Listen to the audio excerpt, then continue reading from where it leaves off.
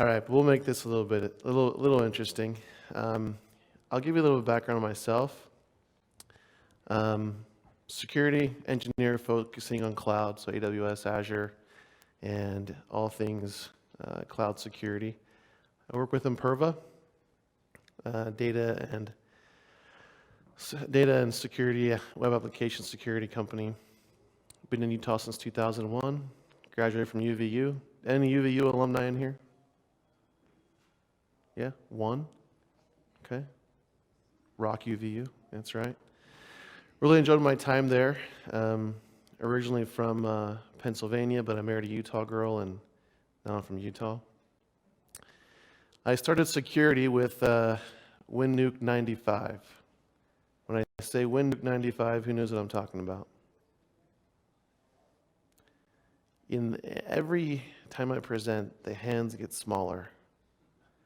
And I think that means I'm getting older. I think that's probably what that means. If you don't know what WinNuke 95 was, you are just missing an awesome time. You know, as a young computer nerd, I could pass away my late evenings with ICQ and WinNuke 95 and just blue screen of death anybody I felt like I wanted to.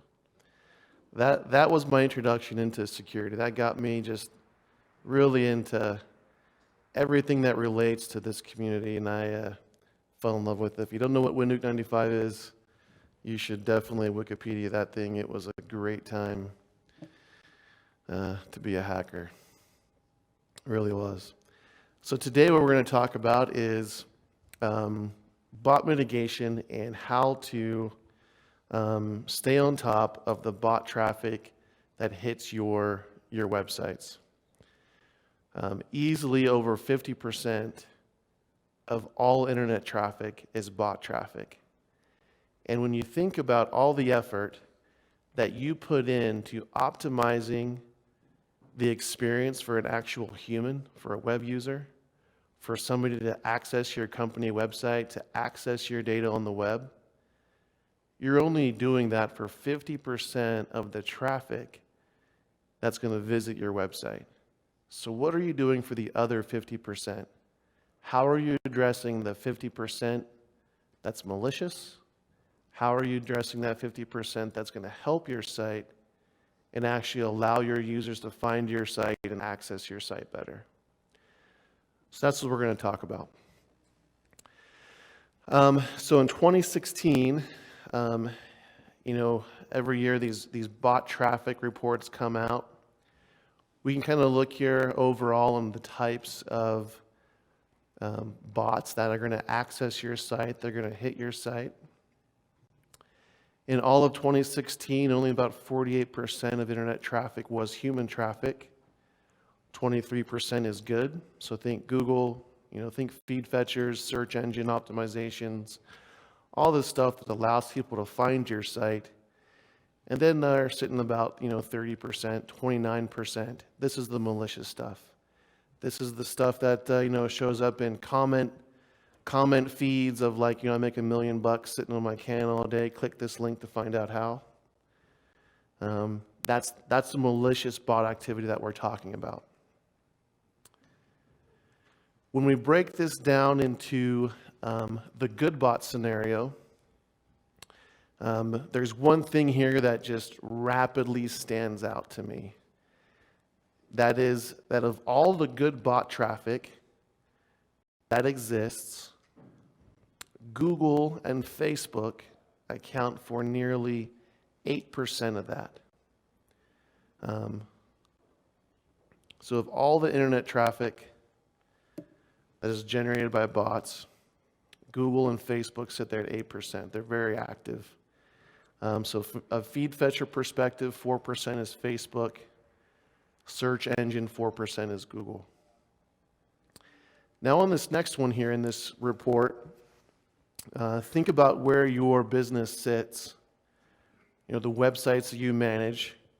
Is this an emerging website, under 10 users a day? Small website, under 1,000 visits a day? Medium, we're getting up to 10,000. Large is 100,000. If you're an Alexa MVP website, you're talking over 100,000 visits a day. But what we're talking about here, but what this allows us to see here is what you can expect from, how much attention my website is going to get from a malicious bot or from a good bot. So on the bad bot side, we're talking about 48% of your visits. If you get 10 visits a day, 5 of those are going to be a malicious bot. And then where you can expect to see what type of traffic I'm after. A lot of the websites that I sit in, though, customers that I work with, probably sit in the medium to large website range as number of visits a day. And I would say over the last 6 to 7 months, easily the bad bots are creeping up. I would say probably 30% to 35% of all visits are from some type of malicious bot. I think we can see that in just the amount of DDoS attacks, bot network attacks that we're seeing really coming out in probably the last 12 months since Mirai surfaced. So let's talk about some of these bad bot networks. All right. I'm not going to focus on a whole lot. I'm not going to talk about Mirai. I think we always go to conferences and somebody talks about Mirai. I'm going to put it up there, but I'm not going to talk about it. The one I'm going to talk about here I think is very interesting. This came out, it's been out for like 5 years, NETL.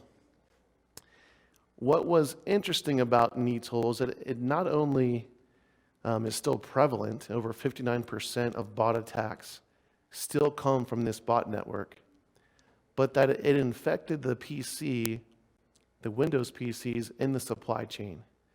So when you ordered your Dell, your Toshiba, your Lenovo, you fired it up, first time boot screen, it was already infected.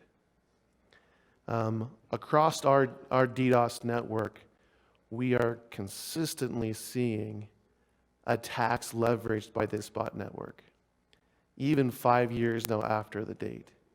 And for the simple reason is that it started in the very beginning before anything else was on there. You booted up your PC, it was infected. Another one that's not too prevalent yet came out last December around Christmas time. Our network, we were hit with a 650 gigabit DDoS attack, and we refer to this as LEET. Inside the payload for this was clearly visible, 1337 hacker term for elite. It's kind of what we've characterized it at. I don't have any slides on really kind of how they did this, but basically they took system files from the Windows system and randomly scrambled them. And that turned that into the payload. That made it very unique, regardless of what machine was infected, and was pretty interesting how that occurred. You can go to this link here. They talk more about exactly how it generated the payloads that it sent. But the first one was 650 gigabits per second, and it was simply large sync packets and what they were supposed to be. Each packet was about 1K, maybe, 800 to 900 bytes. After that didn't succeed, they turned around and did the other thing now that bot networks are doing, which is not so much about how big an attack is, but how many packets per second they can then launch at their target. And so now they turned it around and made this sync packet 60 bytes in size, which is what they should be, and then just kept going and got it up to 150 million packets per second. And that's something very, very key. So, going from a bot to maybe a DDoS conversation, as you're evaluating how to mitigate a DDoS attack, don't just think about, I need to have more bandwidth, I need to have a bigger pipe. It's actually how many packets I can send. And when we look at the the capabilities of a bot network like Mirai, some of these IoT botnets that exist now. Even as we get larger and larger, maybe more devices are compromised, it's almost to the point where I don't think we're not going to get much higher than, I know OVH had a terabyte attack. We're not going to get much higher than that. I just don't see it happening. But I do see this packet per second, more of a volumetric style attack occurring. We're going to consistently see millions and millions of packets launched at the target.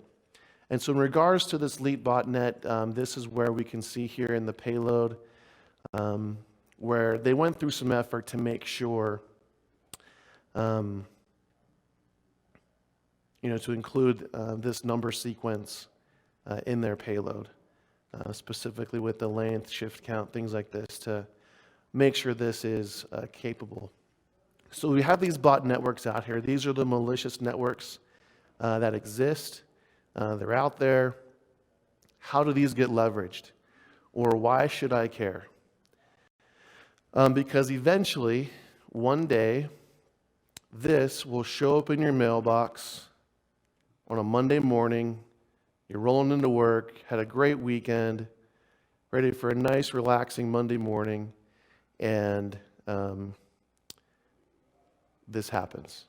This is the first email you see, and you think to yourself, oh crap. This was recent. If obviously you can see by the date. If you listen to anything, you'd realize that Phantom Squad in the month of September really showed up, poked their head. Lots of the security podcasts that I listened to, referenced various companies that all got these types of emails. And just in the last 30 days, I probably had 4 or 5 calls with customers where we, rapidly, all of a sudden, DDoS became very important to them. And this will happen. This is so common.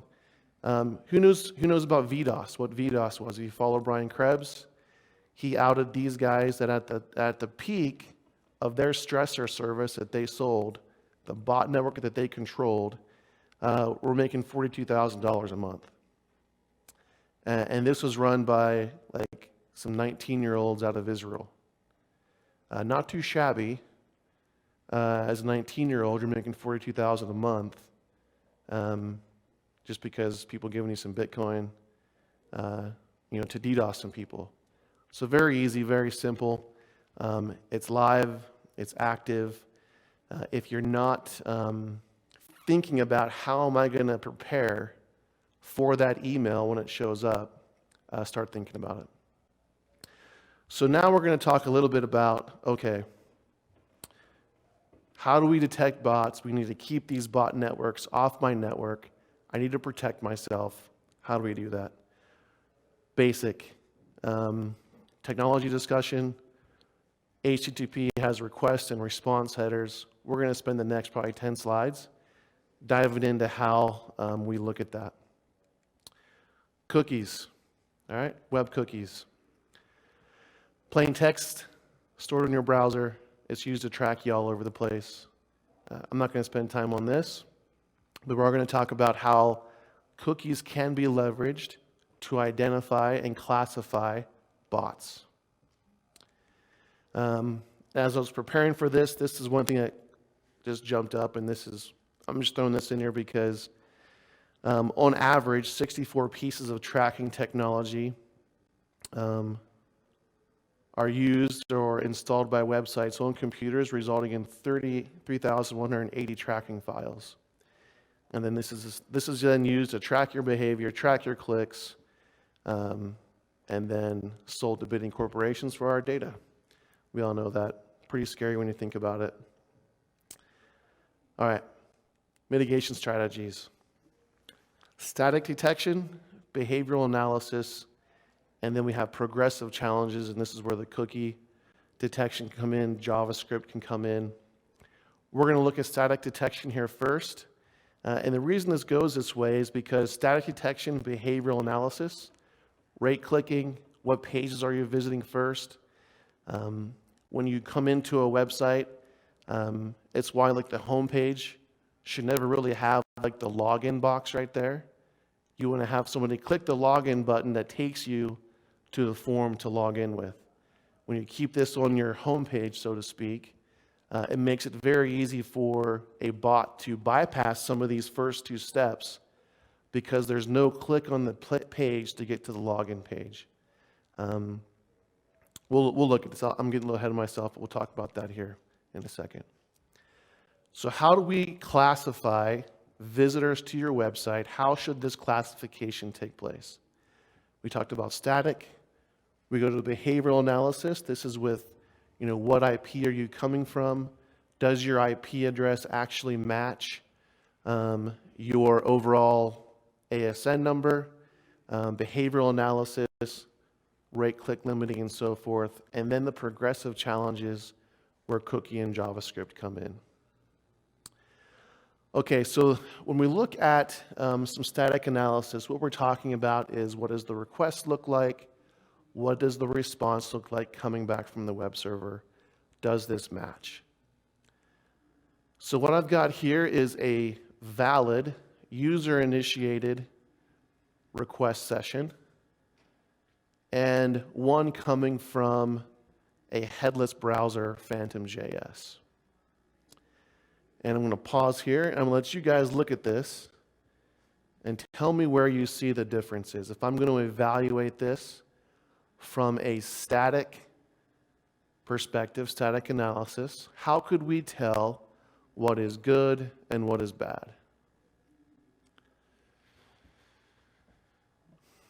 Anybody want to venture a guess? What stands out? Okay. You actually found the first one I'm going to click onto next. Very good. The host is in the wrong place. All right. Very good. What's next?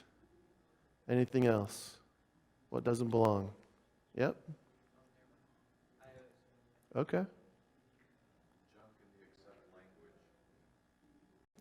In the accept language. A little bit different. All right. I'll go next. We'll get the next one here. It's pretty subtle. Uppercase and lowercase. This is a good one. Why is this important? So what we have here is the user agent claiming to be Chrome. What type of encoding does Google use? Shared dictionary compression over HTTP. So this is very important here. So this should always exist. If somebody is claiming to come from a Chrome browser, this will always be set, should always exist. Okay? There's one more. Pretty low. Just the language. So these are things that very easy that stand out. Now I kind of gave it away by explaining the encoding, but which one's the good one, which one's the bad one? Exactly. All right, so top is good, bottom's bad. You get the idea. So really quick, these are things that we can look at from a first step. All right. Now these aren't hard to fake, but you get the idea. All right. So once somebody knows how you behave, the fun's gone. All right, so next, very simple. We look at the IP address that you're claiming to be. So if you claim to be from Google, if I'm a Google bot, I should be coming from a Google IP address. If I am a Bing bot, I should be coming from Microsoft. All right, so we can backtrace those IP addresses where it's coming from, verify it's the right place. All right, if I am claiming to be Yandex, but I'm coming from the United States, I'm not the Yandex browser from China. All right, now this is important here. This is what I'm talking about whenever we say, should my login box, should I be able to sign in from the home page? The answer is no. Why is that? Because if I'm an automated system, if I'm an automated bot, and I jump straight to homepage.com/login and don't actually go to the homepage, odds are you're just scamming the site. You're a bot. You're not a human. Humans would operate like that. I see this a lot for me whenever I go to Hilton.com. If I actually don't type anything in to the username or password field, if I just have my password manager input those fields and I click login, what do I get? You've probably seen some of this stuff on other sites as well. Usually you get a reCAPTCHA these days. And that's because that is a telltale sign for bot behavior. No keyboard was entered, filled in, and it's just sitting there guessing passwords. All right, so same thing. And those are things to think about whenever you are managing your website. You know, what is the behavior of a user to get from the login screen, from the homepage to the login screen? And you see lots of banks now have removed that. I remember years ago, right, they always had a little login on the homepage. Now it's a login button and it takes you to a login form. And that's for this right here. Without that, it's very difficult to match your users. Okay, so now, on the rare case that the bot network has, you know, they've got the headers right, they got the request right, the behavior matching is maybe low and slow, whatever it is, we haven't been able to determine through those first two steps whether or not this is a bot. Next, we do some challenges. One, we're going to set a cookie. Why do you set cookies? Because you can then track the session. If it's coming from a browser, the cookie will be sent back from the end user. If I'm using curl, if I'm using Phantom.js, something that doesn't store cookies, a headless browser, more difficult for that bot to then send back the unique cookie throughout the whole session to validate that it's still the same user. More difficult. Not impossible, but more difficult. That's what we're doing here. An example of some of the cookies you might see that are out there, depending on some of the websites you go to, simply making sure that that cookie is sent back and forth between the user and the server. Okay, so cookies aren't super difficult. But now, we're going to up the game to JavaScript. So now we're going to embed JavaScript into the HTML of the page and simply say, if you can process this JavaScript, all the JavaScript does is set a cookie and then make sure that that is processed. So now the bot would have to actually get the content of the page, see the JavaScript request, process the JavaScript, and respond with the appropriate cookie. All right, so this is an example of some of the JavaScript code that is inserted. Low level here, but this is what's going to insert a cookie into the session and later make sure that we can then process that cookie on our end as it passes through the service. So look at this. What are we after then?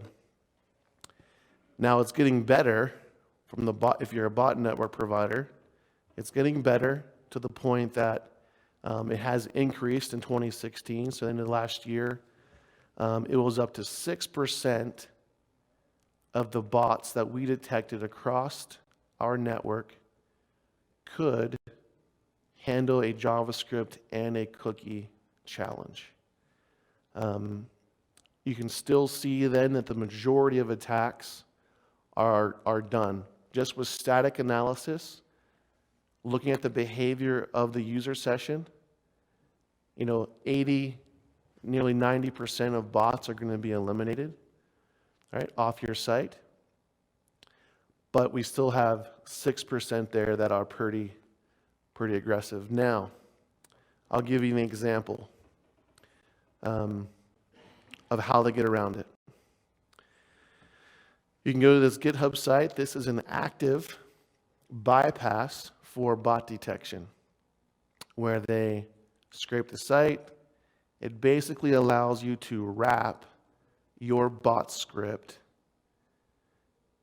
with their code that can then process a cookie and through various levels get to the point where they can almost, it's been a few days since I've looked at this, they almost are able now to process a JavaScript. They could be there today. And so this is a whole site here. It has a help guide.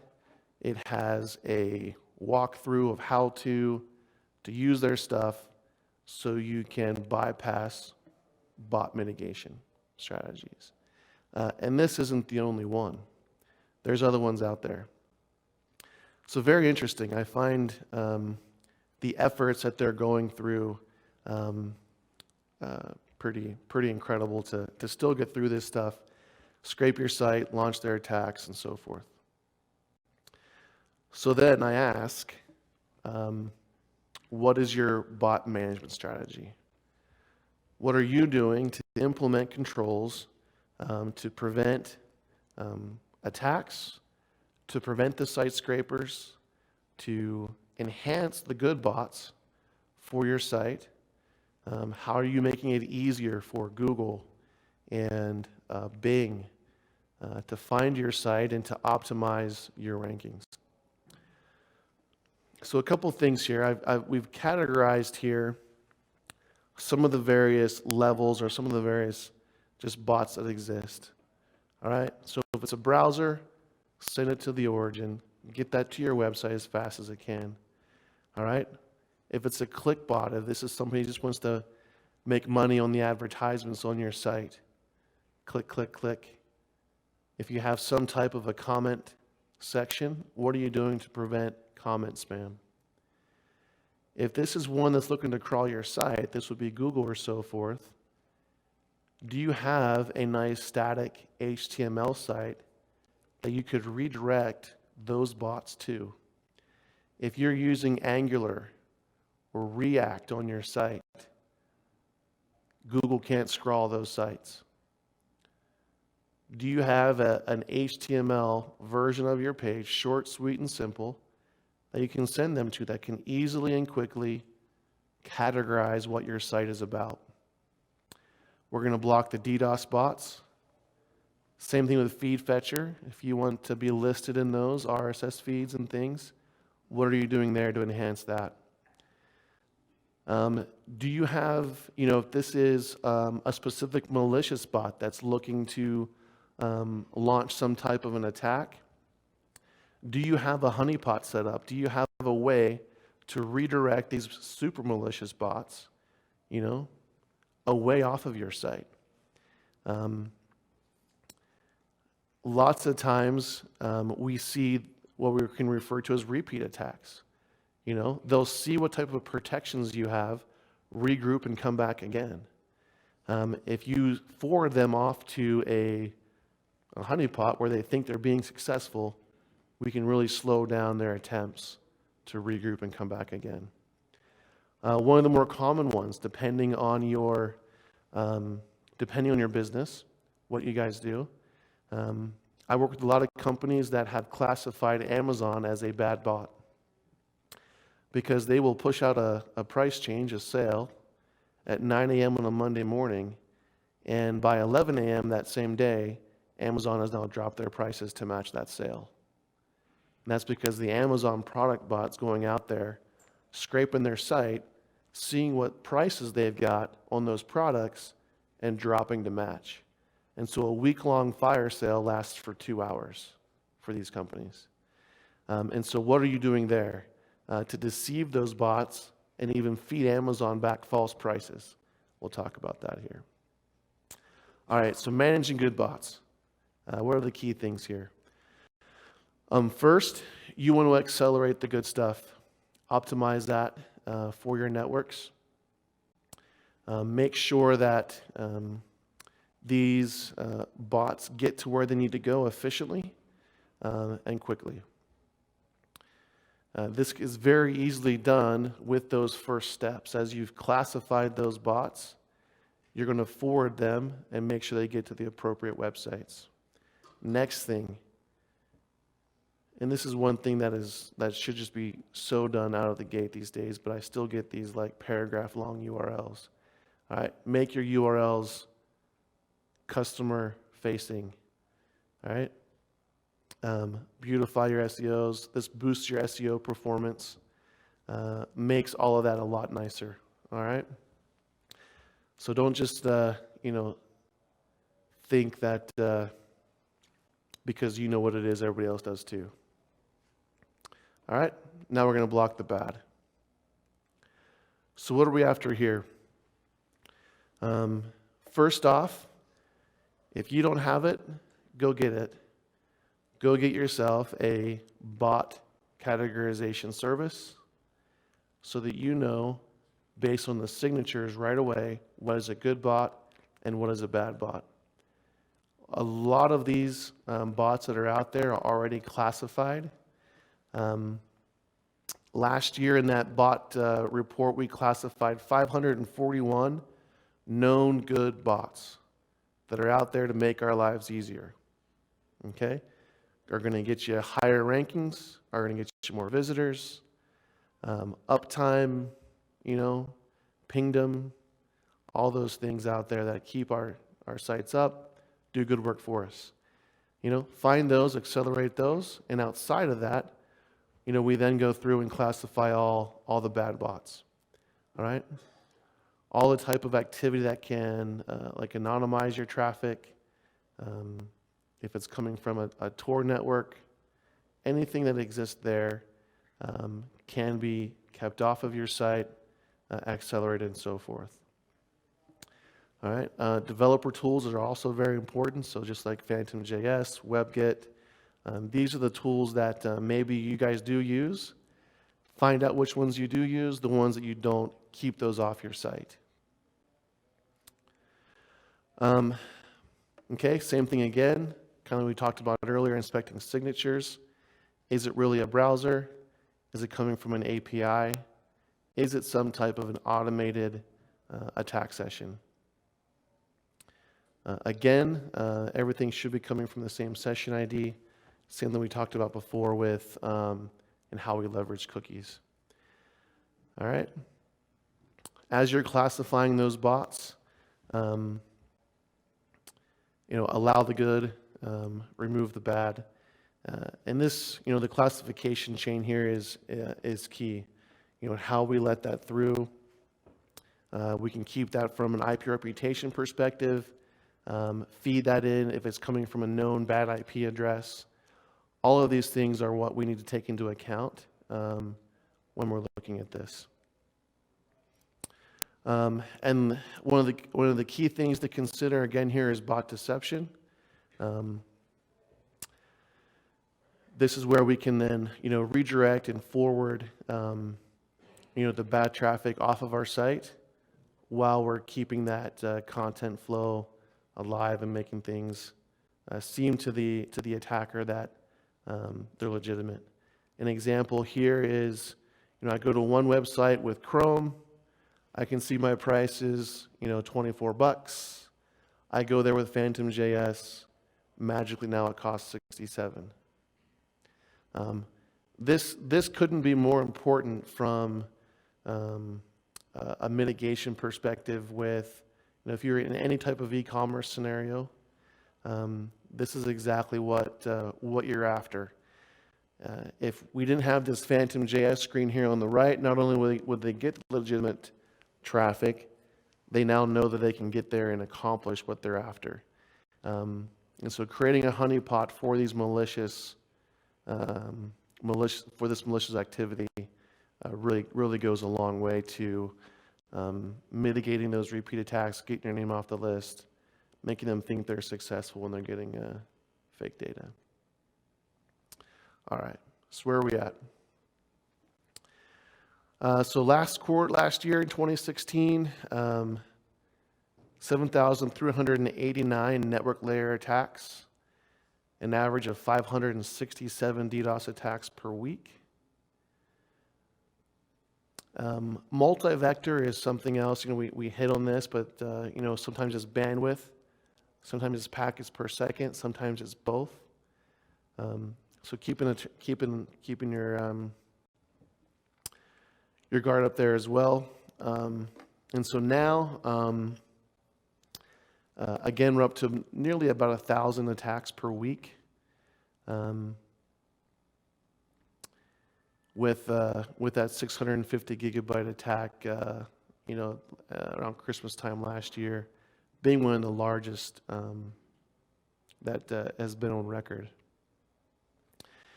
Just in June, we had another one that hit our network with 550 gigabits per second. And that's just the size that these botnets are going to continue to get to. And hands down, it's not going to get better. Good. So that's where I'm at. Any questions? Any thoughts? Do you have any metrics on distribution of the source of the bot, of the bots themselves? Or do you see like lots of Linux boxes, lots of Windows boxes? Is there any sort of metrics on this originating traffic? Yeah, good question. So a lot of it depends on the bot network that's being used. So the NITL bot that I had up there before is nearly always coming out of China. Nearly always. So a lot of DDoS activity does originate from there. But whenever you're looking at a 650, anything that's over 125 to 200 gigs is just worldwide dispersed. And so at that point, it's not so much about is it one country over another or is it one OS over another. It's just completely dispersed, all devices, all device types, and really almost all countries when it gets over that size.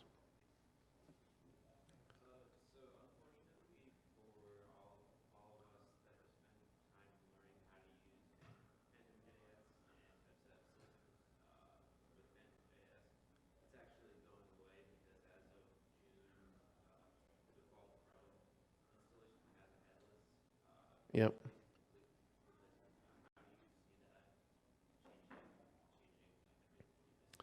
Yeah, no, it's great, and there's more and more. In my world, where I live on the enterprise side, and with this, you classify out those headless browsers. They're going to come in with their own signatures, and that's why pretty much from my perspective and the companies I deal with, they allow specific development tools to be used, ones that they have certified. Outside of that, then, if something's coming in, it's a non-certified tool, the developer runs the risk of it being blocked. Yeah, but great question, and it is, yeah. I liked Phantom.js, but it is what it is. Good questions. And maybe I have a question for you guys. Have you put any consideration into bot management strategies before? When I go and I speak with customers, the answer is a resounding no. They think about their user activity, but not what's coming in automated. Is that the case, or have anybody here worked with that or experienced anything to the contrary? Yep.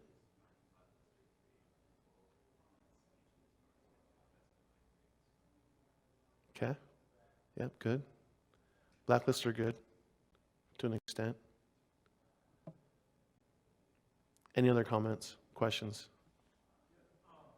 Why are the bots giving such weird headers? Why can't they just mimic it exactly right? Okay, good question. So his question is, why do bots give weird headers? Why can't it just equal what they want it to equal? Good question. Because obviously they do. There are bot attacks that mimic it extremely well. I think a lot of it goes into the care and feeding of the attacker. I think when you look at the sophisticated bots that are going after a real target, they're probably getting into the realm of state sponsored, so they've got the money, they've got the expertise, the time to get past those first few signatures. Beyond that, I think if it, they're just looking to launch an attack perhaps, and not so much concerned about getting past bot mitigation. Good question. I probably need to spend some time looking into that. Other thoughts? Well, there's probably a lot of low-hanging fruit out there. I mean, if you're mitigating bots, but most people are not, then they don't care. Yeah, that's probably another great one. We're really getting into the realm of these conversations with most big businesses right now that are starting to take bot classification mitigation seriously. Before, it was always about the DDoS attack that we needed to protect against. It wasn't about an actual automated visitor to my website going to cause malicious harm. Good questions, guys. What else we got out there? I found your slides very helpful. Have you posted them? Do we have access? You can have access. I did get them to Chunk late. He got them late Friday night, so they may not be up there yet, but they are available. If you wanna email me, I'll get them to you as well. Okay. Anything else, guys? Appreciate the feedback. So good. I look forward to speaking to you later if you have any other questions, and enjoy lunch.